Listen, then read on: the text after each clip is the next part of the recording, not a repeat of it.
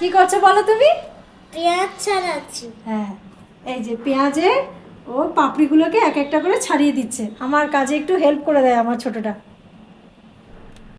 High আমার বন্ধুগণ, আজকে সোয়াবিনের একটা অন্যরকম রেসিপি করতে চলেছি। তো দেখো, এই সোয়াবিনটাকে আমি নুন জল দিয়ে একটু ভাপিয়ে নেব। 2 প্যাকেট সোয়াবিন নিয়েছি। দেখো, সোয়াবিনটা ভাপিয়ে নিয়েছি। এবারে ঠান্ডা জলে আমি ধুয়ে নেবো।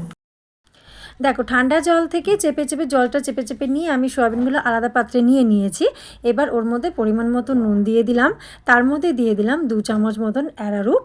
এরপরে দিয়ে দেবো ওর মধ্যে 1-1.5 চামচ মতন আমি চালের গুঁড়ো। এগুলো হচ্ছে বড় চামচ নয়, 4 চামচের মতন মাপে দিয়ে দিচ্ছি। এইবারে দিয়ে দেবো ওর মধ্যে বেসনটাও ওরকম আমি 1.5 চামচ মতোই দেবো, বেশি আর দেবো না।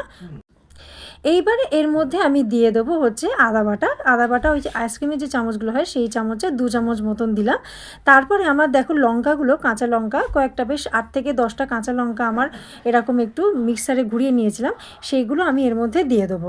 দিয়ে এবার এগুলোকে ভালো করে একদম মেখে নিতে হবে, যাতে প্রত্যেকটা সোয়াবিনের গায়ে সব উপকরণগুলো সব যেন মেখে যায়, সেজন্য ভালো করে এগুলোকে মেখে নিতে হবে। দেখো, সোয়াবিনটা যে ম্যারিনেট করে রেখেছিলাম, আধা ঘন্টা মতন ম্যারিনেট করে আমি ঢেকে রেখে দিয়েছিলাম। এবার সেই ঢাকাটা আমি খুলে দেখিয়ে দিচ্ছি, ঠিক এরকম অবস্থায় হয়ে এসেছে। এবার এই সোয়াবিনগুলোকে আমি ভাজবো। দেখো, এবার কড়াইতে আমি তেল দিয়ে তেলটা গরম করে নিয়েছিলাম। এরপরে ওই সোয়াবিনগুলো একটা একটা করে সোয়াবিন আমি তেলের মধ্যে দিয়ে দেবো। সব কিন্তু একসঙ্গে দেওয়া যাবে না, একসঙ্গে দিয়ে দিলে কী হবে, পুরো একদম একটা দলা পাকিয়ে যাবে।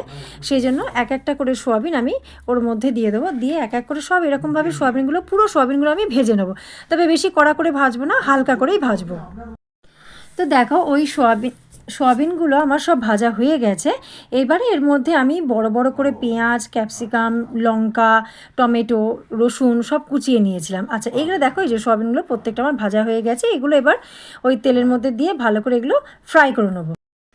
দেখো, যে পাত্রের মধ্যে আমি সোয়াবিনটা ম্যারিনেট করে রেখেছিলাম তার মধ্যে আমি ওর মধ্যে টমেটো সস, সয়া সস ওর মধ্যে সব দিয়ে দিয়েছি। দিয়ে এবারে 1 চামচের মতন আমি অ্যারারুটটা ওর মধ্যে ভালো করে একটু মিশিয়ে নেবো। দেখো, অনেকটা আমার ফ্রাই হয়ে এসছে। এটা চিলি সোয়াবিন না, type of chilli soyabean. Chilli সোয়াবিনের তো চিলি সস লাগবে, তারপরে ডিমটা দিতে হয় ম্যারিনেটের সময়, সেগুলো আমি দিইনি। আচ্ছা, অ্যারারুটগুলোর জলটা আমি এবার ওই ফ্রাইয়ের মধ্যে দিয়ে দিলাম। এরপরে আমি ওর মধ্যে ওই ভিনিগার দিয়ে দিলাম। ভিনিগারটা মোটামুটি ওই ভিনিগারের যে ক্যাপ থাকে ওই রকম মাপের। এবারে আমি ওর মধ্যে রেড চিলি পাউডার দিয়ে দেবো। আমি তো কাঁচা লঙ্কা দিয়েছি, জাস্ট আর একটু ঝালের জন্য দিয়ে দিলাম। সব উপকরণগুলো ভালো করে আরেকবার আমি মিশিয়ে নেব।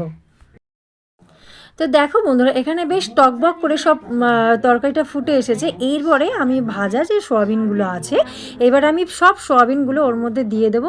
দিয়ে ভালো করে মিশিয়ে নিতে হবে, কারণ ভালো করে না মেশালে সোয়াবিনগুলোর মধ্যে সেই মশলাগুলো তো ঢুকবে না। ভালো করে মিশিয়ে নিতে হবে। দেখো, পুরো কমপ্লিট হয়ে গেছে আমার এখানে। তো ভিডিওটা কেমন লাগলো অবশ্যই আমাকে জানাবে। আজকের মতন টাটা, বাই বাই। আবার আসছি নতুন কোনো ভিডিও নিয়ে। টাটা।